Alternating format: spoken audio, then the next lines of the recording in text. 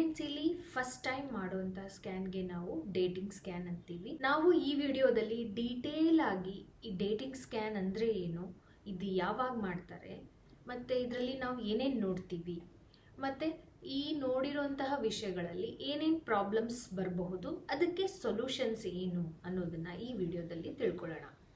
Hello hi, ನನ್ನ ಹೆಸರು doctor Geetha SK, ನಿಮ್ಮ ಗೈನಕಾಲಜಿಸ್ಟ್ ಮತ್ತು IVF specialist. So dating scan ಅಂತ ನಾವು ಯಾಕೆ ಕರಿತೀವಿ ಅಂತಂದರೆ, ಈ ಸ್ಕ್ಯಾನ್ನಲ್ಲೇ ನಾವು ಡೆಲಿವರಿ ಡೇಟ್ನ ಕ್ಯಾಲ್ಕುಲೇಟ್ ಮಾಡೋದು. ಯೂಶಲಿ ಪೇಷಂಟು ಲಾಸ್ಟ್ ಪೀರಿಯಡ್ ಡೇಟಿಂದ ನಾವು ಡೆಲಿವರಿ ಡೇಟ್ನ ಕ್ಯಾಲ್ಕುಲೇಟ್ ಮಾಡಿರ್ತೀವಿ. ಬಟ್ ಆ ಡೇಟ್ ಕನ್ಫರ್ಮ್ ಆಗೋದೇ ಈ ಸ್ಕ್ಯಾನಲ್ಲಿ. ಯಾವಾಗ ಮಾಡ್ತೀವಿ ಈ ಸ್ಕ್ಯಾನ್ನ? 2.5 ತಿಂಗಳು ಒಳಗಡೆ ಪೇಷಂಟ್ಸ್ ಯಾವಾಗ ಬರ್ತಾರೋ ಆ ಟೈಮಲ್ಲಿ ನಾವು ಈ ಸ್ಕ್ಯಾನ್ನ ಮಾಡ್ತೀವಿ. ಕೆಲ ಪೇಷಂಟ್ಸು 1.5 ತಿಂಗಳಿಗೆ ಬರ್ತಾರೆ, 2 ತಿಂಗಳಿಗೆ ಬರ್ತಾರೆ, 2.5 ತಿಂಗಳಿಗೆ ಬರ್ತಾರೆ. ಸೊ ಇಂಥ ಪೇಷಂಟ್ಸಿಗೆಲ್ಲ ನಾವು ಈ ಡೇಟಿಂಗ್ ಸ್ಕ್ಯಾನ್ನ ಮಾಡ್ತೀವಿ. ಯಾವ ಥರ ಮಾಡ್ತೀವಿ?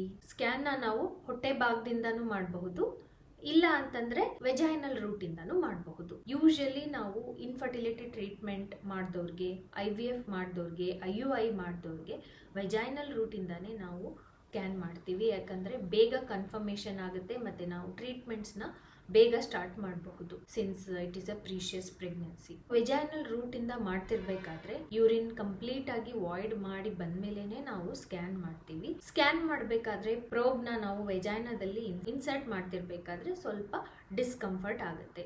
ಜೆಲ್ಲಿನ ಚೆನ್ನಾಗಿ ಹಚ್ಚಿ ಮಾಡಿದರೆ ಯಾವುದೇ ಥರದ ಡಿಸ್ಕಂಫರ್ಟ್ ಸಹ ಆಗೋದಿಲ್ಲ.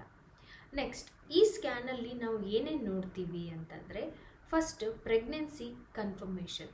ಈಗ ಯೂರಿನ್ ಪ್ರೆಗ್ನೆನ್ಸಿ ಟೆಸ್ಟ್ ಮಾಡಿಸ್ಕೊಂಡಾಗ ಪ್ರೆಗ್ನೆಂಟ್ ಆಗಿರ್ತೀರ, ಬಟ್ ಅದು ಕನ್ಫರ್ಮ್ ಆಗೋದು ಸ್ಕ್ಯಾನಲ್ಲಿ ಮಾತ್ರ. ಕನ್ಫರ್ಮ್ ಆದಮೇಲೆ ಪ್ರೆಗ್ನೆನ್ಸಿ ಎಲ್ಲಿದೆ, ಗರ್ಭಕೋಶದಲ್ಲಿದೆಯಾ ಅಥವಾ ಯೂಟ್ಯೂಬಲ್ಲಿದೆಯಾ ಅಥವಾ ಓವರಿಲಿದೆಯಾ ಅಂತ ನೋಡ್ತೀವಿ. ಗರ್ಭಕೋಶದಲ್ಲಿದ್ದರೆ ಅದನ್ನು ಇಂಟ್ರಾ ಯೂಟ್ರೈನ್ ಪ್ರೆಗ್ನೆನ್ಸಿ ಅಂತೀವಿ. ಈ ಬೇಬಿ ಹೇಗೆ ಕಾಣಿಸುತ್ತೆ ಡೇಟಿಂಗ್ ಸ್ಕ್ಯಾನಲ್ಲಿ ಅಂತಂದರೆ, ನೀವು ಇಮ್ಯಾಜಿನ್ ಮಾಡ್ಕೊಳ್ಳಿ, ಒಂದು ದೊಡ್ಡ ನೀರಿನ ಗುಳ್ಳೆ ಇದೆ, ಅದರ ಒಳಗಡೆ ಸಣ್ಣ ನೀರಿನ ಗುಳ್ಳಿದೆ, ಅದ್ರ ಪಕ್ಕಾನೇ ಬೇಬಿ ಮಾಸ್ ಇದೆ.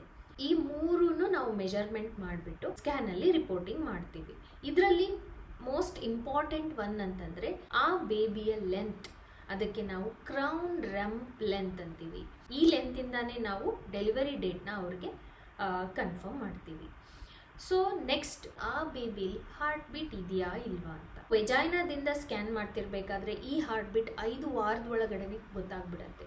ಇನ್ನು ಹೊಟ್ಟೆಯಿಂದ ಸ್ಕ್ಯಾನ್ ಮಾಡಿಸಿದ್ರೆ 6 ವಾರದೊಳಗಡೆ ಈ ಹಾರ್ಟ್ ಬೀಟ್ ಗೊತ್ತಾಗುತ್ತೆ. ಈ ಫಸ್ಟ್ ಸ್ಕ್ಯಾನಲ್ಲಿ ಏನೇನು ಪ್ರಾಬ್ಲಮ್ ಬರಬಹುದು? ಏನು ಪ್ರಾಬ್ಲಮ್ ಅಂದರೆ, first urine pregnancy test positive ಬರುತ್ತೆ, ಬಟ್ ಸ್ಕ್ಯಾನ್ ಮಾಡಿದಾಗ ಬೇಬಿ ಇರೋದಿಲ್ಲ. ಸೊ ಇಂಥ ಟೈಮಲ್ಲಿ ನಾವೇನು ಮಾಡ್ತೀವಿ, ಬೀಟಾ HCG ಅನ್ನುವಂತಹ ಬ್ಲಡ್ ಟೆಸ್ಟ್ನ ಮಾಡ್ತೀವಿ, ಕನ್ಫರ್ಮ್ ಮಾಡ್ಕೊಳ್ತೀವಿ.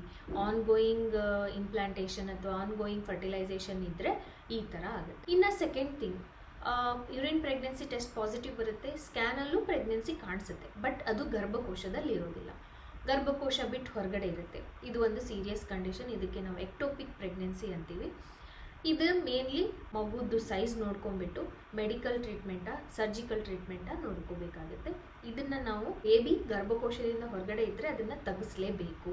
So there is no option B. Next, so pregnancy confirm ಆಗಿದೆ, ಗರ್ಭಕೋಶದ ಒಳಗಡೆನೂ ಇದೆ. ಗರ್ಭಕೋಶದ ಒಳಗಡೆ ದೊಡ್ಡದಾದ ನೀರಿನ ಗುಳ್ಳೆ ಕಾಣಿಸುತ್ತೆ, ಸಣ್ಣದಾದ ನೀರಿನ ಗುಳ್ಳೆನೂ ಕಾಣಿಸುತ್ತೆ, ಬಟ್ ಬೇಬಿ ಕಾಣಿಸ್ತಾ ಇಲ್ಲ. ಇದಕ್ಕೆ ನಾವು ಬ್ಲೈಟೆಡ್ ಓಮ್ ಅಂತೀವಿ. ಅಂತಂದರೆ ಜಸ್ಟ್ ನೀರಿನ ಗುಳ್ಳೆಗಳು ಮಾತ್ರ ಇದೆ, ಬಟ್ ಬೇಬಿ ಇನ್ನೂ ಮೂಡಿಲ್ಲ.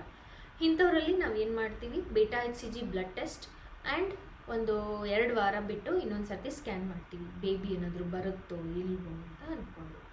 ಅದಕ್ಕೆ ಬೇಕಾಗಿರುವಂತಹ ಸಪ್ಲಿಮೆಂಟ್, ಹಾರ್ಮೋನಲ್ ಸಪ್ಲಿಮೆಂಟ್ಸ್ನು ನಾವು ಸ್ಟಾರ್ಟ್ ಮಾಡ್ತೀವಿ. ಆ 2 ವಾರ ಆದಮೇಲೂ ಅದು ಬೇಬಿ ಬರಲಿಲ್ಲ, ಬಟ್ ನೀರಿನ ಗುಳ್ಳೆ ದೊಡ್ಡದಾಗ್ತಾ ಇದೆ ಅಂತಂದರೆ ಅದನ್ನು ಬ್ಲೈಟೆಡ್ ಓಮ್ ಅಂತ ಕನ್ಸಿಡರ್ ಮಾಡಿಬಿಟ್ಟು ಅಬಾರ್ಷನ್ ಆಗುವಂತಹ ಮೆಡಿಸಿನ್ಸ್ನ ಕೊಟ್ಬಿಟ್ಟು ಅಬಾರ್ಷನ್ ಮಾಡ್ತೀವಿ. ಇನ್ನು ನೆಕ್ಸ್ಟ್, ದೊಡ್ಡದಾದ ನೀರಿನ ಗುಳ್ಳೆನೂ ಇದೆ, ಸಣ್ಣ ನೀರಿನ ಗುಳ್ಳೆನೂ ಇದೆ, ಬೇಬಿನೂ ಇದೆ, ಬಟ್ ಹಾರ್ಟ್ ಬೀಟ್ ಬಂದಿಲ್ಲ. ಸೊ ಇಂಥ ಟೈಮಲ್ಲಿ ಏನು ಮಾಡ್ತೀವಿ, ಸೇಮ್ 2 ವಾರ ಬಿಟ್ಟು ರಿಪೀಟ್ ಸ್ಕ್ಯಾನ್ ಮಾಡ್ತೀವಿ, ಹಾರ್ಮೋನಲ್ ಸಪ್ಲಿಮೆಂಟ್ಸ್ ಕೊಡ್ತೀವಿ.